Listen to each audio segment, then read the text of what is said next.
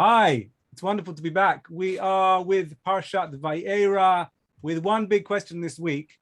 Why is the story of Abraham's hospitality so important? And what is the spiritual lesson of this image of hospitality that we find in this week's Parsha?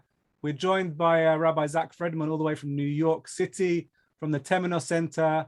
Zach, what's your take on this one question that we're picking apart today?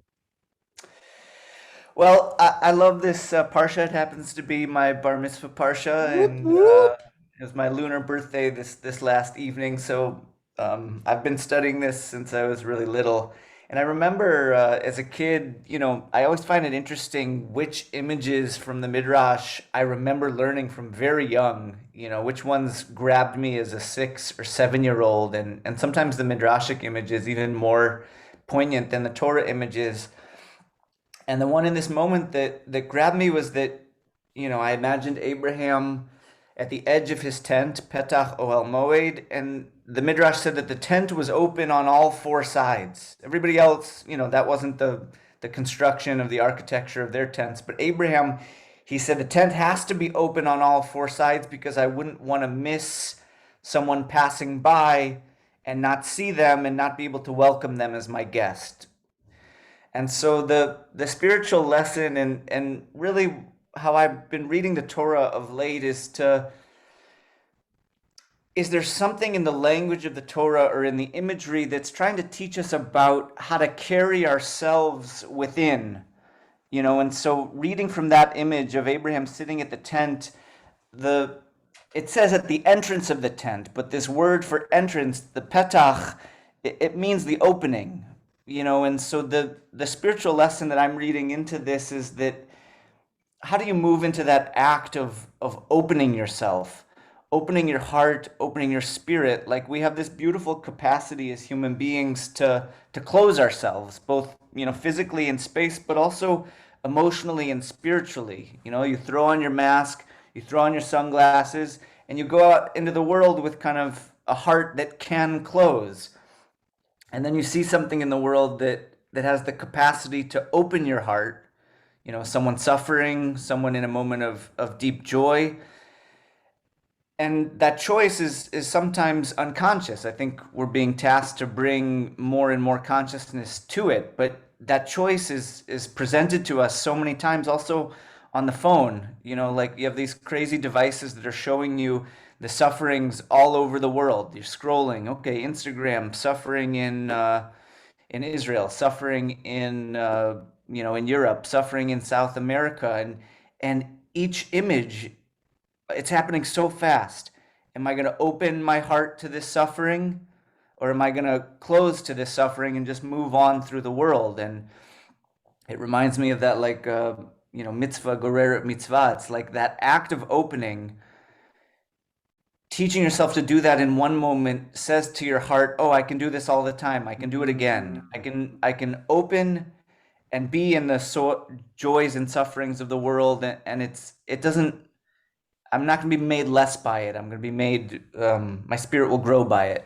Mitzvah goreret mitzvah. The image is one of a mitzvah causes another mitzvah to happen. So if you flex that muscle once, then exactly the possibility arises that you'll be more inclined to flex that muscle again, which is muscle memory and spiritual memory in what you're describing. I also think that there's something here about a real exchange, a real human exchange that we probably don't get in relation to our devices. I think our devices probably, you're absolutely correct, encourage this stance of being closed. I think the possibility that we're describing is probably in human exchange. The image of Abraham sitting kachom hayom in the heat of the day, waiting for the possibility that a stranger might go by.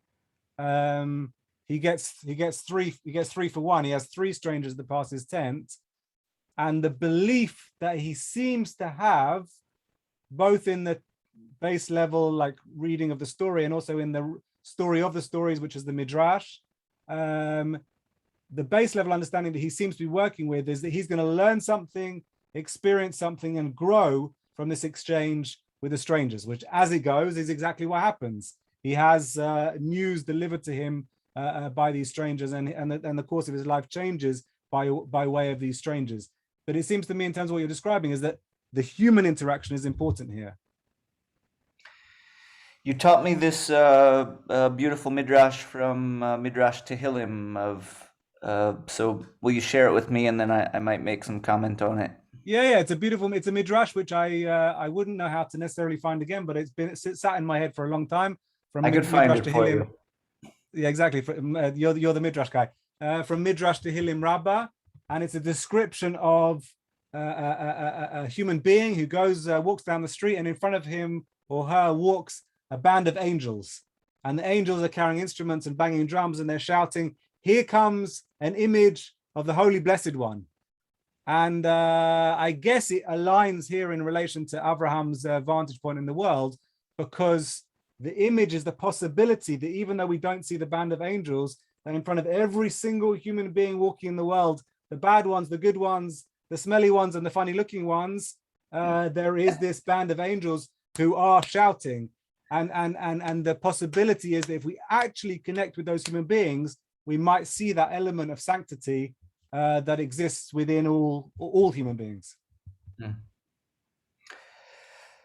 Yeah, so that's it's consciousness altering to not be dismissive of strangers on the street. It's the shift in my mind of, oh, this. It's also these mythological traditions of, that you never know the person coming to beg might be Mashiach, or might be an angel, or might be this thing. And so it's a real shift. We train ourselves to shift that every person there is worth a profound interaction with.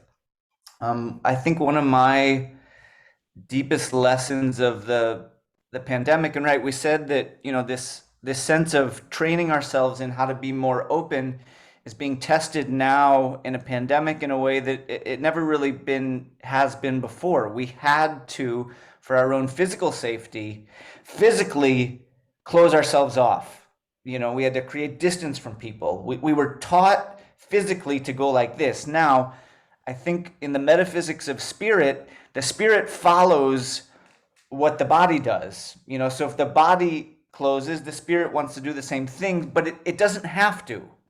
Theoretically, can you protect yourself physically and yet remain like with your spirit open arms? Because spirit's not going to get, COVID. So spirit can go like this, but that's a very difficult move because they're meant to follow each other. So we're tasked with kind of putting spirit in a very opposing posture than the physical body is, and that takes, I think, even more consciousness than we're used to.